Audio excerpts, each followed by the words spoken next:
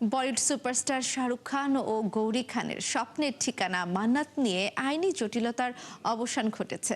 বাসভবনটির সংস্কার কাজের অনুমোদন চ্যালেঞ্জ করা আবেদনটি খারিজ করে দিয়েছে ভারতের সুপ্রিম কোর্ট।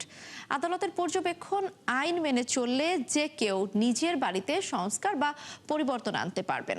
বিস্তারিত প্রতিবেদনে।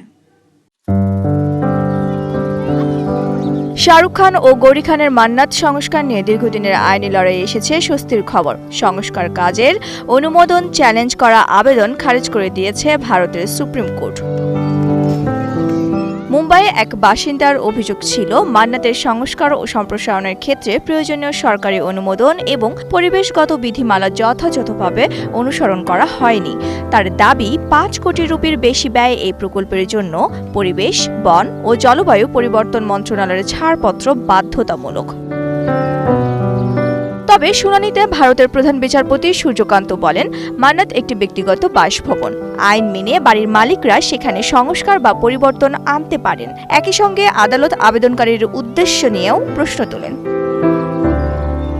আবেদনকারীর পক্ষ মামলাটির আবারও ন্যাশনাল গ্রিন ট্রাইব্যুনালে পাঠানোর অনুরোধ জানালেও তা নাকচ করে দেন বিচারপতিরা। আদালত আরও স্পষ্ট করে জানিয়ে দেয়, শাহরুখ খানের তারকা পরিচয়ে এই মামলার সিদ্ধান্তে কোনো প্রভাব ফেলেনি। এর আগেই ন্যাশনাল গ্রিন ট্রাইব্যুনাল মান্নাতের সংস্কার ও সম্প্রসারণের পরিবেশগত ও উপকূলীয় অনুমোদন বৈধ বলে রায় দিয়েছিল। ট্রাইব্যুনালের মতে, প্রকল্পটি সব ধরনের পরিবেশগত বিধিমালা মেনেই এগিয়েছে।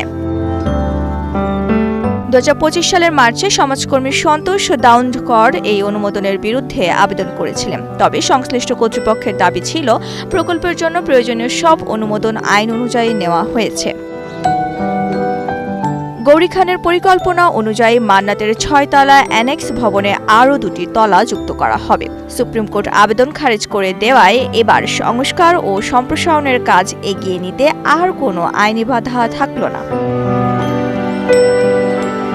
মাহিলা ইসলাম, ৭১, ঢাকা।